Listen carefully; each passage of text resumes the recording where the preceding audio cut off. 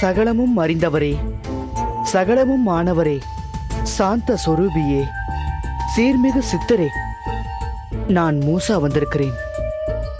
தயவு கூர்ந்து எனக்கு காட்சி தாருங்கள்.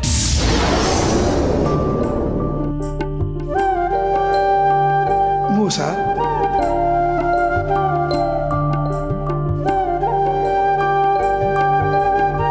சித்தர் பெருமானே, அழைப்புக்கு இணங்கி வந்தமைக்கு நன்றி. நாளும் கடந்தவனுக்கு நன்றியாலாவது ஏதுமில்லை. அழைத்த காரணத்தை பகர்வாய் பாலகா. ஈசனின் அருளால் மனித வெடிகுண்டுகள் குணமடைந்து வெளியேறிய பிறகு நான் அசீமாக உருமாறி அவன் இருப்பிடம் போனேன். ஆனால் அவனுடைய ஏவல் எச்சனிகள் தற்காலிகமாக என்னை அசீம் என்று நம்பினாலும் முடிவாக தோன்றிய அவனது பாட்டனார் உன்னை மூசா என்பதை கண்டுபிடித்து சினம் கொண்டு உன்னிடமிருந்து தனது பேரனான அசீமை விடுவித்து அவன் மூலமாக உனது பூதகுலத்தையே வேறறுப்பேன் என்று சபதமும் செய்தார். ஆம் சித்தரே, மண்டோரா என்னை பூத கண்ணாடியை வைத்து கண்டுபிடித்த பிறகு அவர் மண்டோராவையும் டங்கினியையும் தூண்டிவிட்டு நான் அசீமை சிறை வைத்திருக்கும் இடத்திற்கு அனுப்பி அவனை விடுவிக்கவும் முயன்றிருக்கிறார். அப்படியென்றால் அந்த பாட்டனார் எப்படிப்பட்டவர்? அவருடைய சக்தியின் எல்லை இது. அவரால் எனக்கு என்னென்ன இடையூறுகள் வரும்? அவர் தன்னை அசீமின் பாட்டனார் என்று கூறியது முற்றிலும் உண்மையே.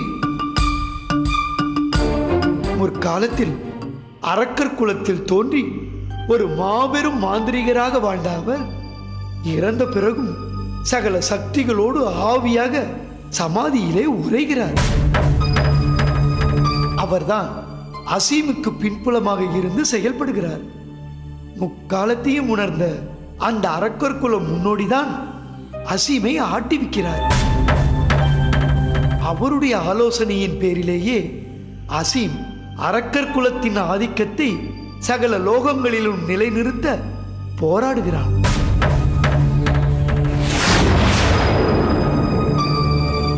கடந்த காலத்திலும் சரி, நிகழ்காலத்திலும் சரி, எதிர்காலத்திலும் சரி, உன்னை எதிர்க்க சகல வழிகளையும் அசீமுக்கு சொல்வதும் அவரேதான். அவரால் உனக்கு ஏற்பட போகும் எதிர்கால இடையூறுகளை தடுக்க நீ அவரை உனது கட்டுப்பாட்டிற்குள் வைத்துக் கொள்ள வேண்டியது மிகவும் அவசியம். தக்க சமயத்தில் வந்து அவனது பாட்டனாரை பற்றி கேட்ட உன்னால் நிச்சயமாக அவரை கட்டுப்படுத்த முடியும். முயற்சி செய். நான் வருகிறேன்.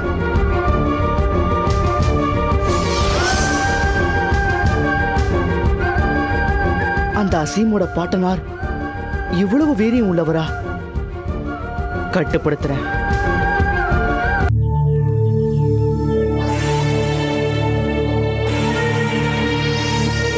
டங்கினி, மூசாதான் எஜமானா வந்தான்னு நமக்கு தெரிஞ்சு போச்சு. இனிமே அவன் எஜமானா இருந்து சொன்ன எந்த வேலையும் நாம மதிக்க தேவையில்லை. ஆமாமா, இப்ப எதுக்கு அவனை பத்தி பேசிக்கிட்டு?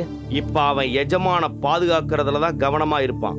இந்த சமயத்தை நம்ம யூஸ் பண்ணி மறுபடியும் மனிதர்களுக்கு விஷக்கிருமி ஊசிய போட்டு மனித வெடிகுண்டுகளா மாத்திரணும். அப்பதான் குணமாகி வர எஜமா அதை பார்த்து சந்தோஷப்படுவாரு, நம்மையும் பாராட்டுவாரு. கரெக்டா சொன்ன மண்டு. அதுக்காகத்தானே ஊசியும் கையுமா நாம சுத்திக்கிட்டு இருக்கிறோம். ஊசியும் கையுமா இருந்தா பத்தாது, கொஞ்சம் உஷாராவும் இருக்கணும். வா போகலாம்.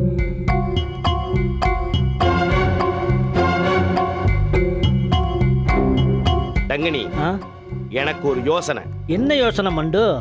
நம்ம இப்படி ரோடா அலையறத விட மெடிக்கல் கேம்ப்னு டாக்டர் வேஷத்துல ஊருக்குள்ள போய் மெடிக்கல் கேம்ப்னு எல்லாருக்கும் ஈஸியா ஊசி போடலாமே. நல்ல யோசனை தான், மைண்ட்ல வச்சுக்கிறேன். அடுத்த ஷெட்யூல்ல பார்க்கலாம்.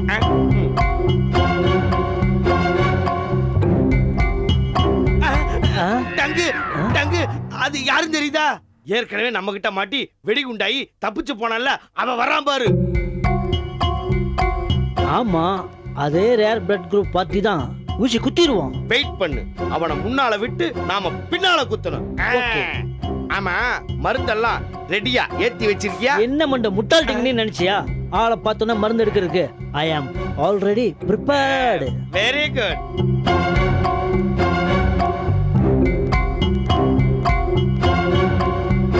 டங்கினி, ஃபாலோ மீ.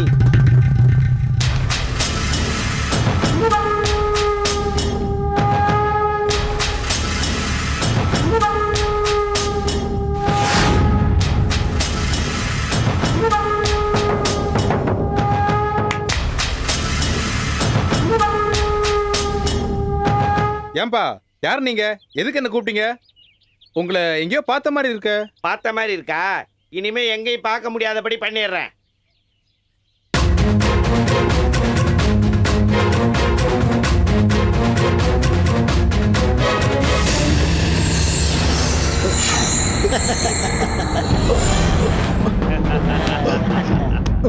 டங்கிடி, வா வேலையை காட்டு.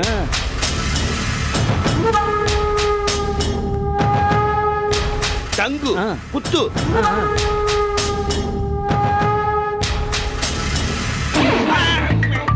மண்டு ஏன் குத்துற?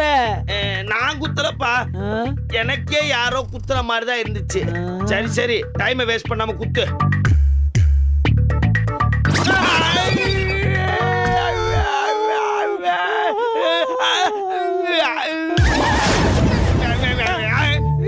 நான் குத்துறப்பா, மறுபடியும் என்னையும் குத்திருச்சு. ஆமா, குத்துனது அங்க, வலி இங்க. Something wrong. ஏற்கனவே ஊசி போட்டு குணமானவங்களுக்கு மறுபடியும் ஊசி போட முடியாது போல இருக்க. இப்ப என்ன பண்றது டங்கு? நாம குத்துற ஊசி நமக்கே வலிக்குதுன்னா இதுல ஏதோ விவகாரம் இருக்குதுன்னு தான் அர்த்தம். ஒருவேளை மூசா இதுல மூக்க நுழைச்சிருப்பானோ? இருக்கலாம் இருக்கலாம். மண்டு, அப்படின்னா எஜமா வர்ற வரைக்கும் ஊசி போடுற வேலையை தள்ளி வச்சிடலாமா? தங்கு, எஜமா எப்ப வர்றது, எப்ப ஊசி போடுறது? மண்டு மண்டு, அதுதான் எஜமானுடைய பாட்டனார் சொல்லி இருக்கிறாரே, மதியை அரவம் விழுங்கும் நாளில் எஜமான காப்பாத்துறேன்னு. ஆமால்ல? சரி வா.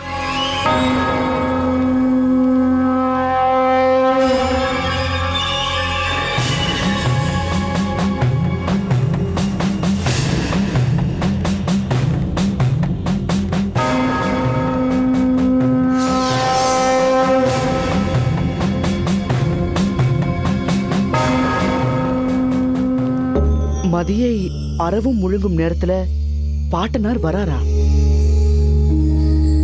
அப்படின்னா அதே இந்த நேரம் கண்டுபிடிக்கிறேன்.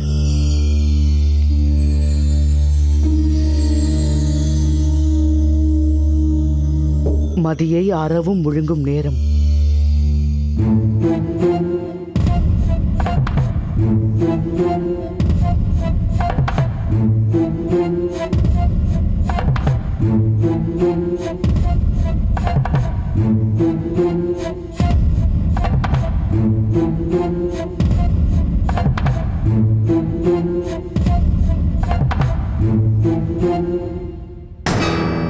நரசிம்மர் இரணியனை வதம் செஞ்சப்போ பகலும் இல்லாம இரவும் இல்லாத இரணிய நேரத்தை பத்தி கேள்விப்பட்டிருக்கேன்.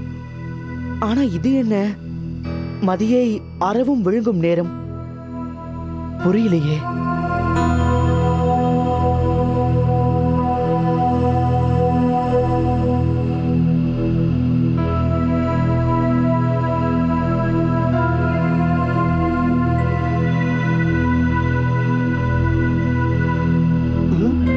என்ன மூசா, என்ன பண்ற? தலைக்கு மேல 1000 வேலை கிடக்குது, இங்க வந்து உட்கார்ந்திருக்கிற. அந்த டங்கு டேட்டிங்க எங்க, எப்படி அழிக்க போற? இத தெரிஞ்சுக்கிட்டு நீங்க இப்ப என்ன பண்ண போறீங்க? என்னப்பா, என்ன பார்த்து இப்படி ஒரு கேள்வி கேட்ட? எப்படி கேட்டுட்டேன்? உங்களுக்கு பொழுது போகலன்னா என்கிட்ட வந்து வாங்கி கட்டிக்கணுமா? இப்ப நான் என்ன பண்றேன், எதை பத்தி யோசிக்கிறேன்னு உங்களுக்கு தெரியுமா? இல்லப்பா அது வந்து என்ன வந்து? போங்கப்பா, என்ன வந்து தொந்தரவு பண்ணாம உங்க வேலையை பாருங்க, போங்க.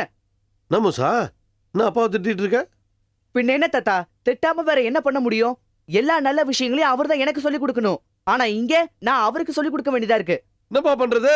நான் அவனை அப்படி வளர்த்து தொலைச்சிட்டேன். டே ஜில்லா, உன்னை சபையில வாய் திறக்க வேணாம்னு இத்தனை தடவை சொல்றது. போ, ராணி மளிகை சாமான் வேணும்னா போய் வாங்கி கொடுப்போ.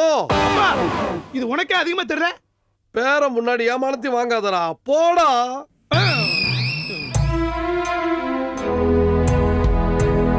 அவரை விடுங்க தாத்தா. சரி பண்ணி சொல்லு. காலையில மண்டோரா ஊசி போடுறத தடுக்கிறதுக்காக ஒரு மாதிரி போனா போய் தடுத்தே மோசா. உயிரை வாங்காதீங்கப்பா, பேசாம இருங்க. அவனை உடுப்பா, நீ மேல சொல்லு. யாருக்கு ஊசி போட்டாலும் போடுற மண்டோரா டங்கினி டிங்கினிக்கே வலிக்கிற மாதிரி பண்ணதுனால இது என்னுடைய செயலா இருக்கும்னு அவங்க யோசிச்சுக்கிட்டாங்க. முடிவுல மதிய அரவு முழுங்கும் நேரத்துல பாட்டனார் அசீமை விடுவிப்பாரு. அப்புறம் இந்த பூதங்களோட தடங்கள் இல்லாம நாம ஊசி போடலாம்னு அவங்க பேசிக்கிட்டாங்க. அது என்ன மதிய அரவம் விழுங்குற நேரம்? அது என்னன்னு தெரியாம தான் நானும் யோசிச்சுக்கிட்டு இருக்கிறேன். இவனுக்கே தெரியாதாமே.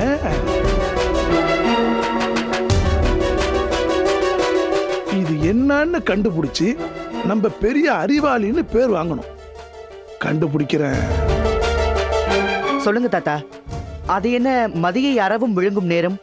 யோசிக்கிறேன்ப்பா.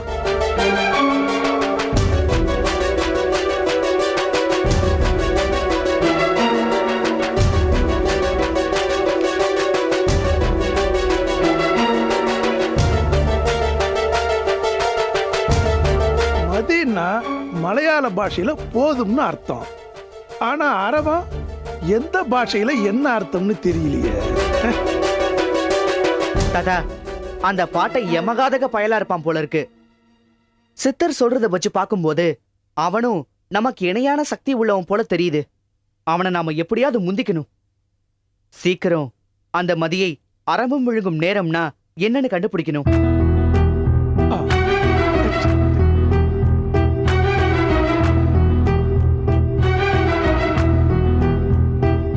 தமிழ்ல பார்த்தா வளர்மதி, சுடர்மதி இதெல்லாம் பொண்ணுங்களோட பேரு. அரபம்னா பாம்பு. அப்ப பாம்பு பொண்ணுங்களை விழுங்குற நேரம். கண்டுபிடிச்சிட்டேன். அப்பா, வளர்மதி, சுடர்மதி இதெல்லாம் பெண்களோட பேரு. அரவம்னா பாம்பு. பாம்பு பெண்களை விழுங்கும் நேரம் தான் மதியை அரவம் விழுங்கும் நேரம். எப்படி? வாய் திறந்து ஏண்டா குறைய காட்டிக்கிற? இப்பதானே சொன்னேன் சபையில பேசாதானே. சும்மா இருப்பா. இப்படி அடைக்குதான் என்ன அறிவாளியா இல்லாம தடுத்து வச்சிருக்க. இல்லனா மட்டும் எப்பா, நான் சொன்னதை நல்லா யோசிச்சு பாருப்பா. என்னத்தரா யோசிக்கிறது? குலப்பேரை கெடுக்க வந்த குட்டிச்சோர. ஏண்டா பாம்பு ஒருத்தர் கொத்துன்னு கேள்விப்பட்டிருக்கோம். பாம்பு எப்படி ஒரு பொண்ணை முழுங்கும்? இரு இரு இரு. மதினா நிலா. நிலாவ சந்திரன்னு சொல்லுவாங்கல்ல. உடனே பூமியில இருந்து வானத்துக்கு தாவிட்டாரு. இல்ல மூசா, ஜிலா அர்த்தத்தை கண்டுபிடிச்சிட்டான். என்ன தாத்தா சொல்றீங்க? எப்படி ஒரு நொடியில முட்டாள் அறிவாளியாக முடியும்? ஆயிட்டானே.